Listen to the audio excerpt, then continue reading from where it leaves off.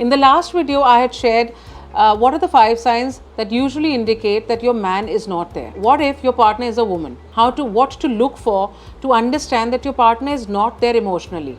When a woman is emotionally unavailable, that is the time when she is done with the relationship. A woman could be there physically, but emotionally if she is not there, then she is done with that relationship. अगर ये 5 चीज़ें आप अपने partner में observe करते हैं, then you need to address these issues. You need to talk with your partner to understand and to address these issues.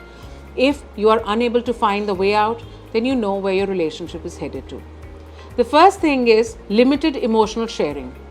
Usually, women are more emotionally connected and they are more expressive. अगर आपकी partner अपनी बात आपसे नहीं share करती, अपनी feelings, अपने emotions, अपनी थॉट्स, किसी भी चीज़ के लिए वो आपसे इमोशनली कनेक्ट नहीं कर रही हैं, then that's a very big red flag. ये स्टार्टिंग में ही अगर आपको टेंडेंसी दिखती है, then you need to address this thing. Sometimes that one conversation, breaks the ice and things get better. But sometimes you know that this is part of their nature or this is something they are not anymore connected in that relationship. So to understand this is very, very important. Second thing is avoidance of commitment. मेरे एक client थे, वो बहुत anxiety में आ गए थे इस चीज़ की वजह से, because over a period of 5 years of his relationship with his partner, वो जब भी अपने पार्टनर से फ्यूचर की बात करता था, कमिटमेंट की बात करता था, तो उसकी पार्टनर कम्प्लीटली फ्लिप आउट कर जाती थी. वो उस मोमेंट में करंटली रहने में she was perfect, she was having fun with him and they were having a very good bond also. But whenever he used to initiate a conversation about future, when he wanted to settle down with her, when he wanted to get married to her and talk about his future with her, that was the time when she used to take a back seat. Over a period of 5 years, वो उसके लिए इतना anxiety का issue बन गया कि whenever he used to initiate a conversation like that, या उसके घर से कभी भी कोई शादी के लिए पूछता था या कभी भी कोई ऐसी बात होती थी, then he used to really get anxious कि नहीं यार, मैं अगर ये बोलूँगा तो things are going to spiral down.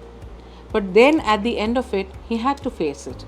He had to have that tough conversation to understand that she was not there emotionally. When you understand these issues, when you have that final important one-on-one talk with your partner, where you want to understand where they're coming from, it's very, very vital for a relationship. Third thing is inconsistent communication. किसी time वो बहुत ज़्यादा आपसे बात कर रही हैं और किसी टाइम वो बिल्कुल पीछे हट जाती हैं. एक इमोशनल इनकन्सिस्टेंसी है.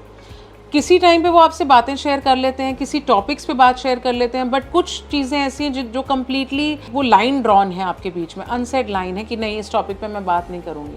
अगर ऐसी चीज़ें हो रही हैं, then you need to address these issues. The next point is lack of interest in your life. In the last few years, ये surprisingly one of those cropping up reasons है जो young generation में मैंने बहुत देखा. The teenagers and the young adults, they have this issue quite a lot that my partner doesn't show that much interest in my life, जितना मैं interest ले रहा हूँ उसकी लाइफ में. वो अपनी लाइफ से खुश है, मस्त है, और मेरी लाइफ में क्या हो रहा है, मेरी जॉब लग रही है, नहीं लग रही है, मेरा मेरी डिग्री रुक रही है, या मुझे कुछ प्रॉब्लम आ रही है, या मेरी फैमिली की कुछ एक्सपेक्टेशंस है, ये सब सुनने में वो इंटरेस्टेड ही नहीं है. If you are unable to address it, अगर आप इस बारे में बात कर रहे हैं और आगे से स्टोन वॉलिंग हो रही है, then you know where your relationship is headed to.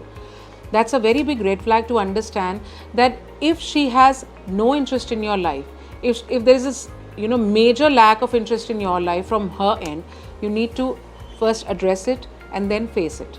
And the last and the most important thing to understand that whether a woman is emotionally available or unavailable is her defensiveness or withdrawal. जब आप देखते हैं कि एक female, आपकी partner ने emotionally अपने आप को विड्रॉ कर लिया, वो आपसे अब लड़ नहीं रही, वो आपसे किसी भी बारे में बात नहीं कर रही, या फिर वो बहुत डिफेंसिव हो रही हैं, हर चीज़ में वो एक इमोशनल, एक स्ट्रेचिंग, कॉन्स्टेंट एक रिटेलिएशन है.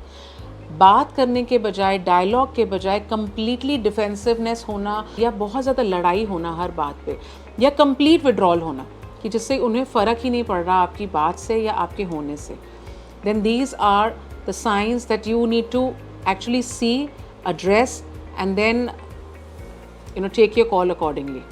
All the best, and I hope it helps you. So do mention in the comments below or DM me if you have any such query and if you feel that what could be an issue for emotional availability or unavailability. Take care.